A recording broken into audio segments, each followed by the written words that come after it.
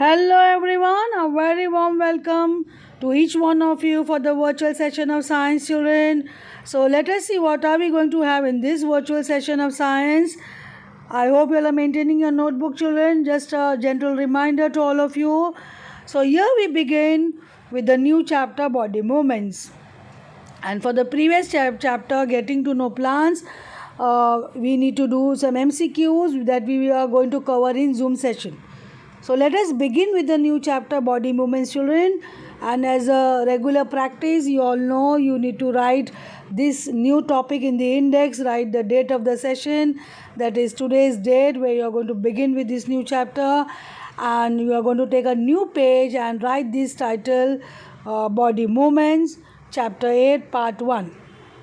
So please do write index or write this title on a new page and take down all the important points mentioned in the video sessions to you all children. So let us start. As you see on the screen, body moves in different ways. We bend, we walk, we dance, we do various movements of the body. So we glide, we can do various movements, we can just move our body. You can see on the screen various movements when you do physical exercise. In various ways you can bend your body, in various ways you can move your hands and legs, and various body movements possible with us, and how that is possible we are going to learn in this chapter. So that is the introduction of the chapter, where you will learn in this chapter how you move your body and how it is possible to show various movements. And not only the movement of our body, we are going to see the movements of all the other living creatures. We are going to cover up some living organism where they also show various body movements, and how they show various body movements we are going to cover up in this chapter. So let us begin children. Introduction to body movements. Let us see what is movements first of all.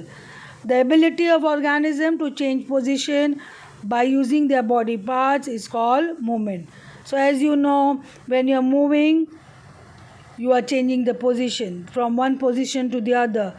Even if you are moving your body is still and you are moving your hands, that means you are changing the position of your hands. Even if you keep your hands still and you are moving your legs, that means you are changing the position of your legs. So that is actually the change of the position. So please take down this definition. It is the ability of the organism to change position by using their body parts. So plants, though living organism, they show various characteristics, all the characteristics of the living organism, but they do not show movements. They just sway with the help of the breeze, but they actually do not change position. They cannot move from one place to another. So this is the introduction to the body movements. I hope you are writing there children. Then we are going to learn about the skeletal system, because the skeletal system help us to do various body movements. This is a very important system in our body, without which our body movement will be impossible. That's why we need to learn about the skeletal system. So please write down all the important points covered over here. First of all, we are going to learn about the skeleton. Skeleton is the internal structure in organisms which helps in bringing about movement. So all the living organisms have some kind of skeleton, and that structure helps in the movement. All that body movements in living organism, the movement which we show it is only because of the skeleton, and it forms a framework that gives the shape of the body and provides support to the organism. A very good example, we ourselves got a framework of the skeleton, and which has given shape to our body, and it gives us support. We stay erect. All the other animals, you see, they cannot stay erect because of their different skeleton. So every living organism have their own skeletal system. We have a different skeletal system which make us stand erect. And the skeleton is made up of bones. Different kinds of bones are joined to each other in particular manner. These joints facilitate various types of movements. So the joints plays a very important role in different movements of the body. We can stretch our hands, we can move our hand in different direction, we can move the legs in different direction. It all happens because of the joints. We can bend because of the joints. So we can dance with different posture, with different body language, different movement we show because of the joints. So the joints in the bones plays very important role to show different body movements. Similarly, with other living organism, they have different types of joints which helps them to move. So we can move our neck because of the joints in our neck, because in the skeletal system the neck will have that joint. Because of that we can move our head, but we cannot rotate our head to 360 degree. It is all because of the joints. So we can move our head because of the neck, which have bones, and that bones help us to move, rotate our head, but we cannot rotate 360 degree. It is all possible because of the joints present in the skeleton. And in higher animals, bones, muscles and cartilage together make the movement possible. So in higher animals like us, like human being, like all the other mammals and all the higher order animals, you see, they have muscles, bones, cartilage, and all that plays a very important role in the movement. I hope this skeleton system is very clear with you all children. Please take this down in your notebook. So human body and its movement, let us see how our body moves. So the human skeleton is the internal framework which is responsible for giving support. As you all know, we stand erect, we walk erect because of walking is erect, we sit in erect position. All that is possible because of the support of the bones of the backbone. We have vertebral column, and that bones help us to stay erect. So that is a support to our body, and that gives shape and protection to our bodies. It contains 206 bones, and each playing a distinct yet important task. So here an adult will have 206 bones. Can you imagine the number of types of bones we have in a body? And each and every bone plays a very important role. They are distinct in nature. They are very important on their own and plays very important tasks.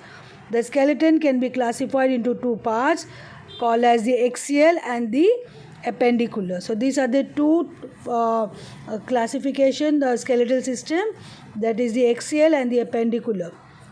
The axial skeleton comprises of the central part of the skull, spine and ribs. So the axial will have these many types. Under this we will have this type of bones where it will have skull, spine and ribs, whereas appendicular skeleton consists of the arms and the legs. I hope this classification is clear. All these are very important points to be taken down in the notebook. Here you just have a look at the skeletal system we are talking about, and you can see the vertebral column, and we have a spine at the back which keep us erect. So this vertebral column and the spine which help us to stand erect, to sit erect in an erect position. These play very important role in our body. And you can see the skeletal system on the right hand side. It has skull, shoulder blade, rib cage, and it has ribs, backbone, upper limb, hip bone, lower limb, and all these bones has very important role to play in the movement. And not only that, the rib cage, where it has ribs, it takes care of the vital organ in the body. So the very important organ in the body, the heart, has been taken care of the rib cage.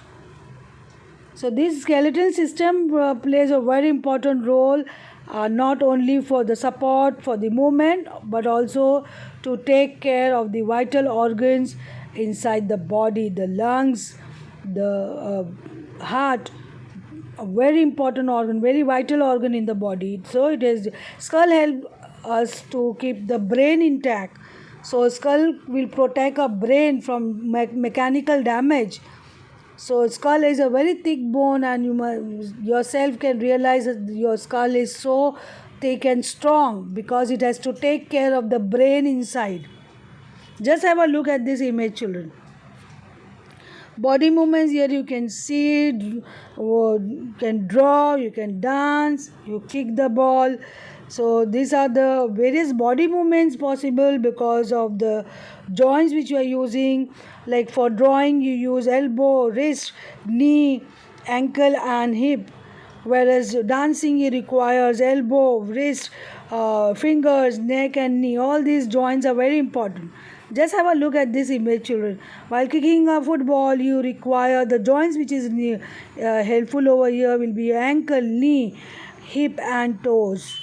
So these are the joints in your body which helps us to perform various body movements. Just have a look at this. So here we come to an end of the session, children, and I hope you all enjoyed the session, children, and you must have realized how important our bones are. Please do complete your notebook, children. Thank you and have a wonderful day.